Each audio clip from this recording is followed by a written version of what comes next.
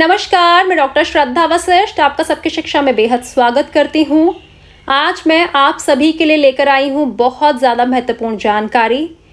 यह जानकारी उन सभी पेरेंट्स को पता होना बेहद ज़रूरी है जिनके बच्चे दिल्ली के प्राइवेट स्कूलों में पढ़ रहे हैं। जैसा कि हम सभी जानते हैं, पिछले साल से बच्चे स्कूल नहीं जा रहे हैं और घर बैठे ऑनलाइन क्लासेस अटेंड कर रहे हैं।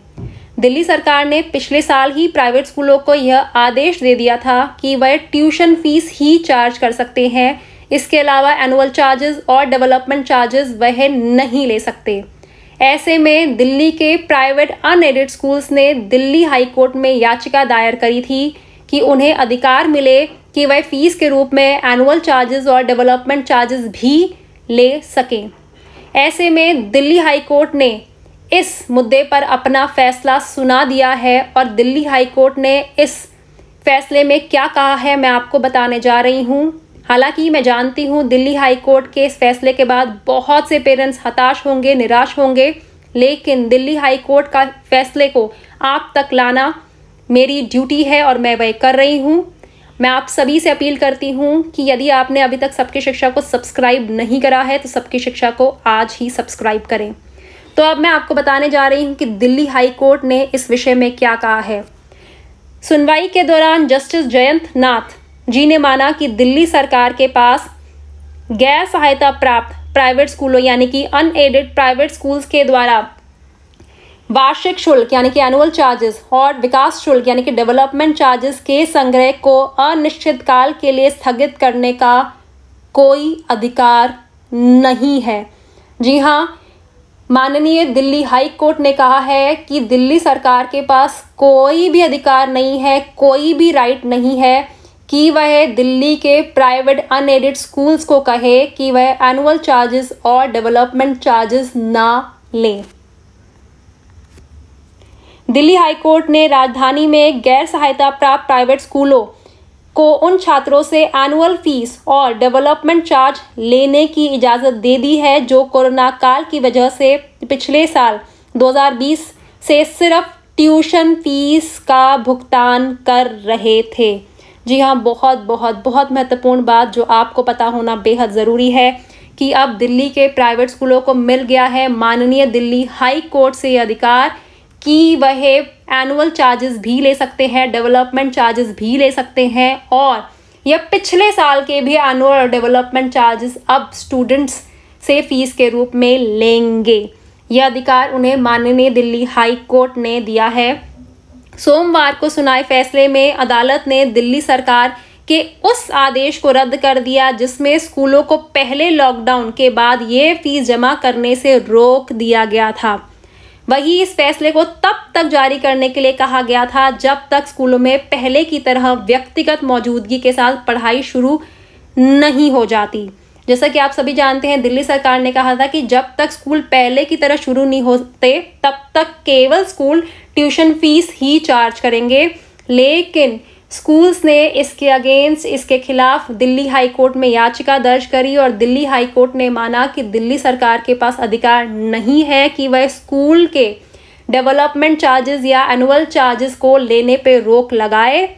और दिल्ली सरकार ने कहा कि 2020 में जिन स्कूलों ने केवल ट्यूशन फीस ही ली है उन्हें पूरा अधिकार है कि वह पिछले साल की भी यानी कि 2020-21 की भी एनुअल चार्जेस और 2020-21 के भी डेवलपमेंट चार्जेस अब स्टूडेंट से ले सके।